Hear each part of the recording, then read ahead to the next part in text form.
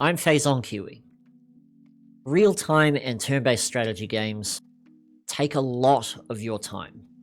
Sometimes it's too late to find out whether they were worth it or not. In this video, we're going to look to discover what the heck is a token war, and is it worth your time? Let's check it out.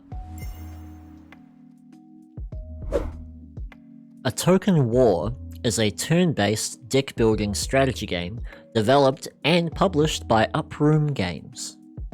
Heading over to the settings, we can see we've got our display mode, full screen and such, resolutions, graphics quality, audio sliders, and down further you have the frame rate.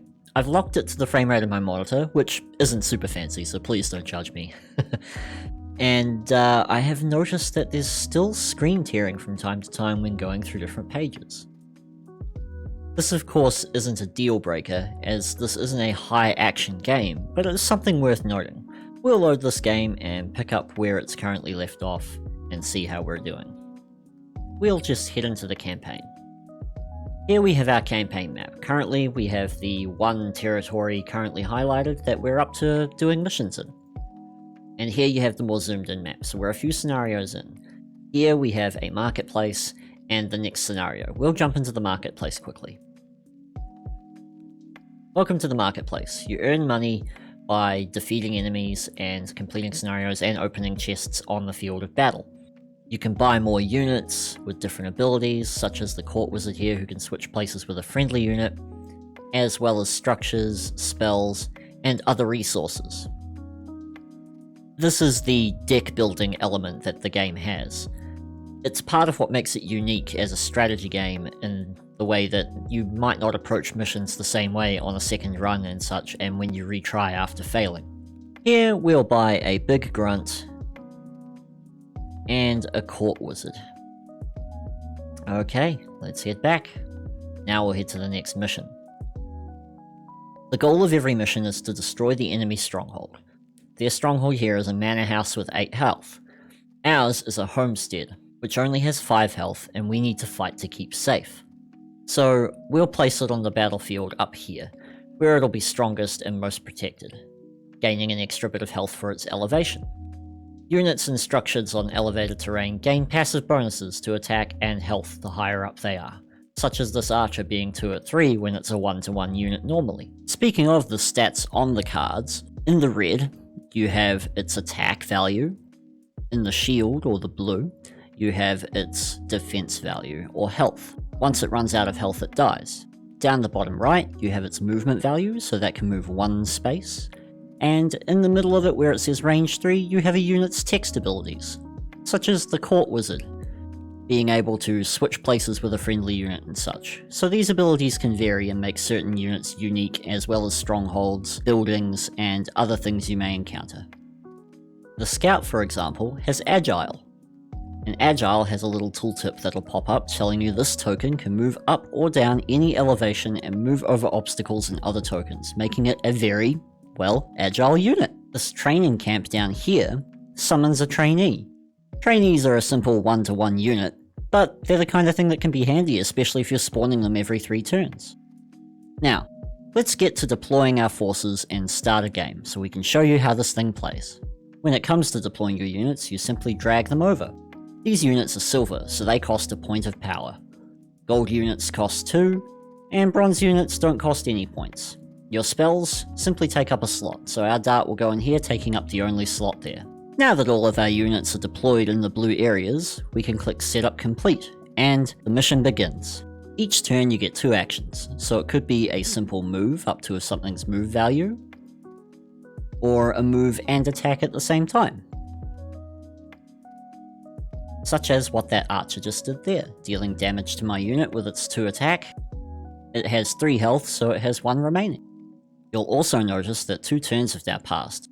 So our training camp has 2 pips out of the 3 green needed to spawn another trainee. This helps you keep track of these things without having to dive and hover over every card in order to get all the information you need. We'll get our scout to use its agile ability to move ahead, and we'll get this big grunt to follow up alongside it, making it the enemy's turn again. It uses a spell to deal 1 damage to finish off our grunt, and we take another 2 damage on the scout. Now we can deploy another trainee at least, and get that to move forward, bolstering our ranks. The enemy, however, will use its archer to attack our scout like it just did there, and that's the back and forth of the game. Now we can move forward 2 spaces in attack, so we're going to do that and take out one of those trainees immediately. The archer will move, trainee attacks, because it had a flanking bonus with the archer. If you have 1 or more units adjacent to a unit, it can allow you to flank them, dealing combined damage and making stronger attacks. We're not doing terribly well in this engagement, but at least I'm getting to show you the basics of how the game operates. The good news is, the game gives you 3 lives, so 4 total tries before you are completely knocked out. Once you're knocked out of a scenario, it takes you back to a checkpointed scenario, usually where the marketplaces are. So that way you don't have to start the entire map all over again, but you will find that you have to go back through some stages. However, the marketplace will also shift what's available. Jumping ahead, you can see that I haven't done very well, and thus I've been defeated. One of the flags up the top has disappeared, and it then definitely lets you know center of the screen and takes you back to the last marketplace you were at. We unfortunately only have 1 piece of gold to our name, so we'd have to try again to get through the funnel of doom, and hopefully beat that and make our way around further. Moving ahead again, we have here us in the same scenario but about to win. We'll click cleanup, which happens to be something you can do once you've got it to a winning state, where basically you just need to attack the stronghold or some such thing and it'll just let you finish it. So you get a nice little victory screen. This is where you get some gold for the scenario which you collect. And sometimes you get to have bonuses granted that are passives that will stick with you. So this field hospital, for example, will give us all +1 health. This one started the game, +1 health for each structure you control, and some such things like that. So we'll go with the field hospital. Simple but effective. We'll also get to pick a new unit. We'll grab this trebuchet. That's fun to say, trebuchet. So now we have 71 gold, and we're back to the map. So we can move forward to the hill fort, and such, and this continues. There are small little narrative notes that it gives in between each of the missions sometimes, or between the continents, or when you lose.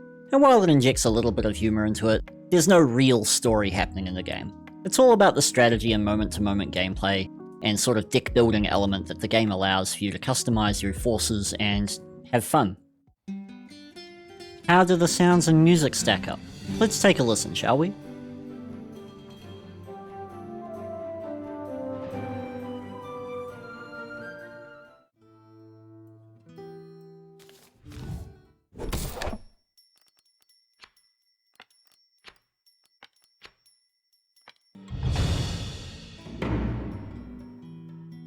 I like the music. It's jaunty, does the job, and I think it sets the tone quite well.